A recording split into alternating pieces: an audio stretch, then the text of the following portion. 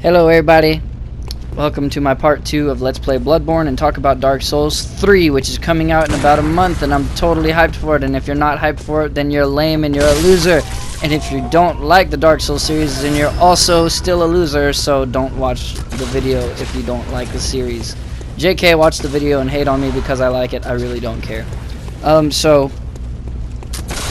talking about Dark Souls 3 for a split second, if you're hyped about it, comment with reasons why and tell me what you're expecting from the game. I want to hear what people are expecting, what they're worried about, what they're fearful of for the series, or even what they just think is gonna just happen normally. Just anything about the game that you think is gonna be a part of the new Souls game. I want to hear about it, so tell me.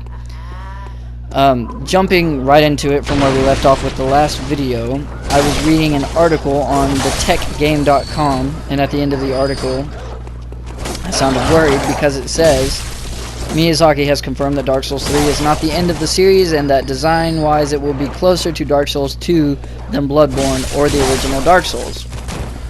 And that's what I said worries me.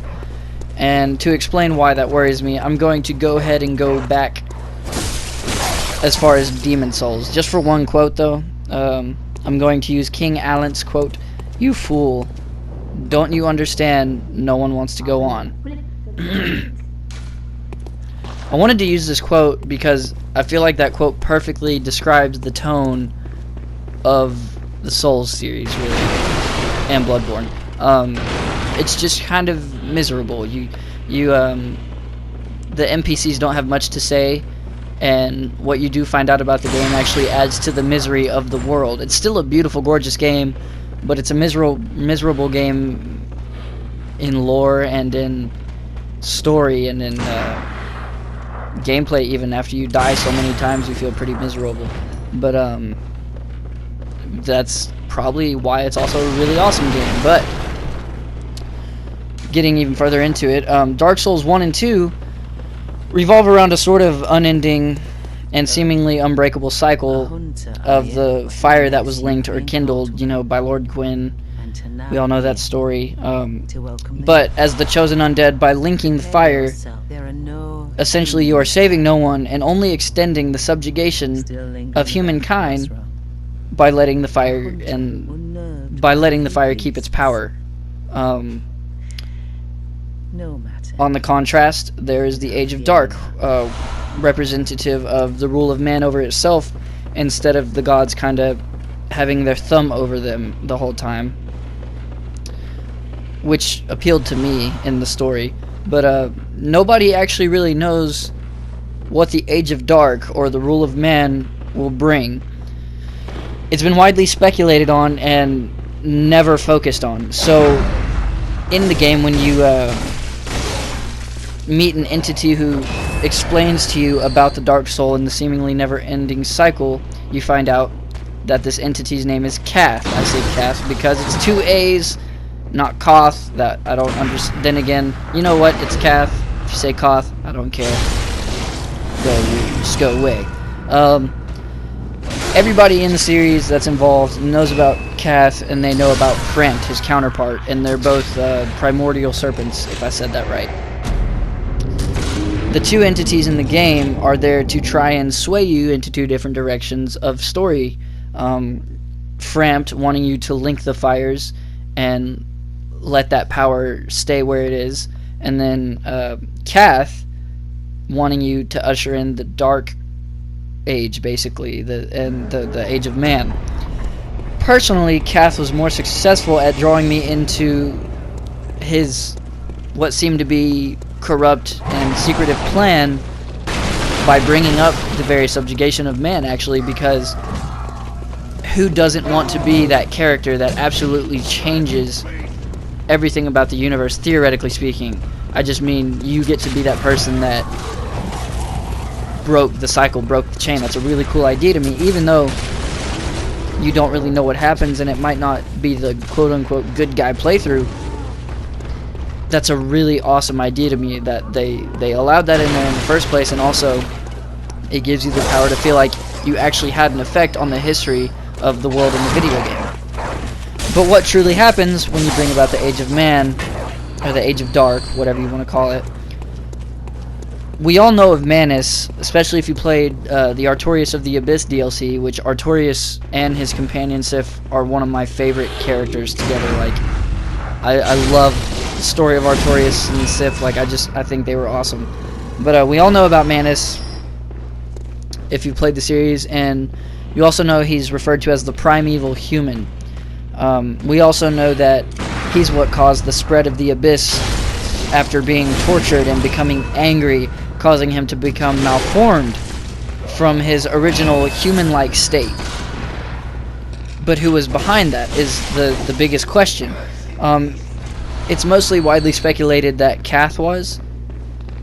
So who's to say that ushering in the Age of Man won't bring about the Abyss once more and cause tragedy similar to that of Oolacile, but on a much larger, more inflictive, more detrimental scale to the place that is Lordran. You know, it wouldn't just be contained to Oolacile this time if that were to happen, hypothetically.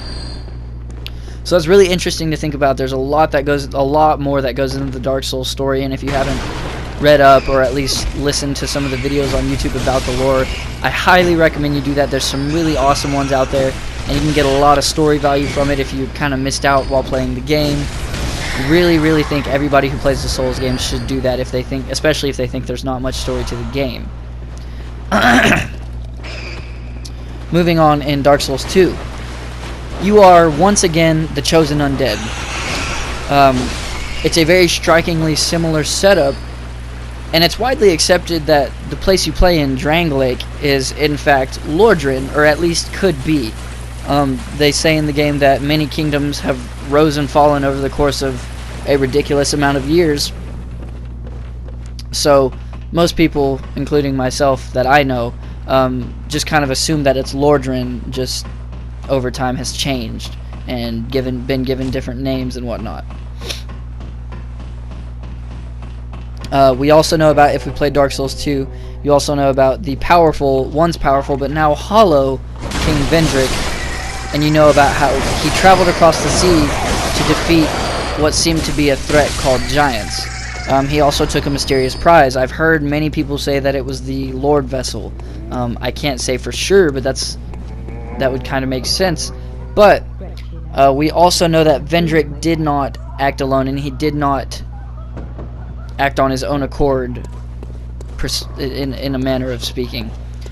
Which brings us to Nishandra, who is described as the smallest piece of Manus. So supposedly the soul of Manus was split into smaller pieces and eventually reassembled and coagulated and created the mysterious being we see in the game and know in the game as Nishandra. It was around the time that I realized this that I also figured that it was safe to assume that reincarnation was a really heavy factor in the Dark Souls 2 game, and I was right. I was not the first person to come to this conclusion or say it or anything like that. Upon playing the game, I made that assumption or connected the dots, and it just so happened that other people had already made that connection, so it felt really cool to be quote-unquote right, I guess you could say. The Lost Sinner contains the soul of the Witch of Izalith. The Duke's Dear Freyja contains the soul of Seath the Scaleless. The Old Iron King possessed the soul of Lord Gwyn, and the Rotten possessed the soul of Nito, which is really freaking neato. Just saying. This is the basis of the Dark Souls 2 story, and while I really enjoyed my time on the Dark Souls 2 game, I can't help but feel like the story was lazy. Not only was the story lazy, but the game itself was lazy in comparison to Dark Souls 1. Not to say that people didn't work hard on it, but okay. Remember in Dark Souls when you start and you're just killing like a bunch of worthless hollows, and then out of nowhere you're trying to cross a bridge, and this gigantic ass dragon just like falls on the tower and just absolutely decimates everything, including the hollows on the tower with you, and you're just kind of like, oh well shit, I guess I just gotta restart and walk all that way again. It's kind of a terrible feeling, but then you know it's there. And then after that, the next thing you know, you're fighting everything from hollows to creepy bush plant creatures. And after that, you think the enemies couldn't really get much weirder. And then all of a sudden, you're fighting like 10-foot tall snake men.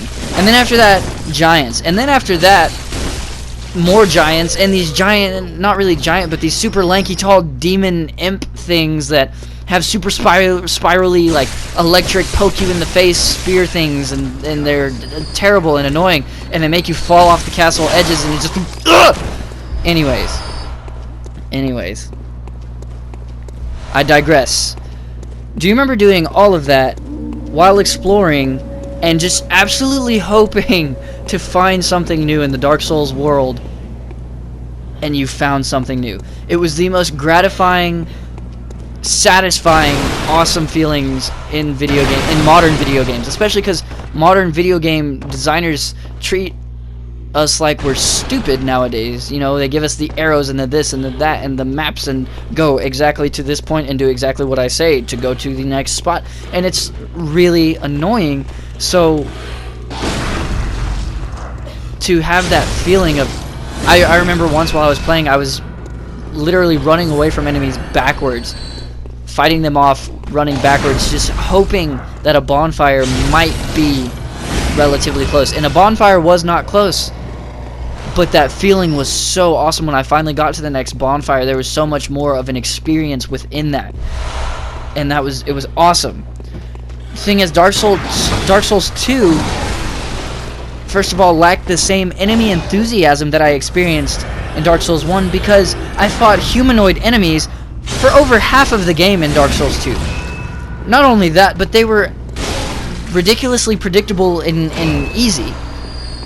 To add to the less than ridiculously thrilling experience, the game in general was just so much more bland than the first Dark Souls. Now, before I continue, I will say Dark Souls 2 had its beautiful areas. Majula was gorgeous, looking out to the sea from Majula, you know. The Hyde Castle area, where you find the Knights of Blue, that was also just an awesomely beautiful area, but it didn't sink your teeth into it the way Dark Souls 1 did, with its beautiful landscapes and just overall gorgeous design. It was expansive seeming, and you could never get enough of just even looking at the game.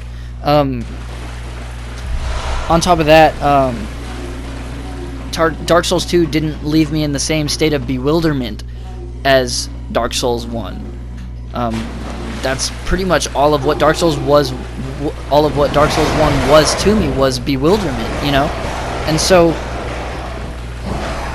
that feeling was kind of just gone. And then also, remember when Dark Souls 2 released, and there was all this cool gameplay footage flying around of it, and areas just seemed so dark and decrepit and creepy and thrilling and suspenseful. And I know Dark Souls isn't a horror game, but it has that element of, oh my god, what's around this next corner, what's even 5 feet in front of me? The Tomb of Giants, just lifting up the lantern and the giants in your face, like that experience, you know. So the gameplay footage when it first came out, when they announced Dark Souls 2, seemed so dark, like I said, and then the game came out and it was so bright. Like I turned my game brightness all the way down, and then I even turned my screen brightness down on top of that, and I still never touched a torch or any light source in the game, because you could see everything so obviously, so clearly. Even the hidden paths were obvious.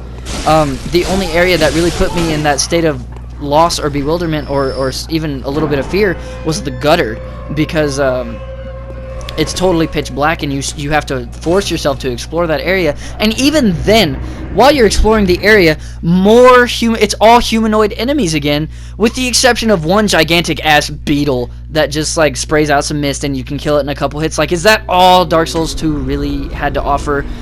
Don't get me wrong, the DLCs really did a lot for the game, and also the online worked a lot better. It functioned a lot more highly than Dark Souls 1. Soul Memory for co-op wasn't the best, but with PvP, it made the player versus player experience that much better.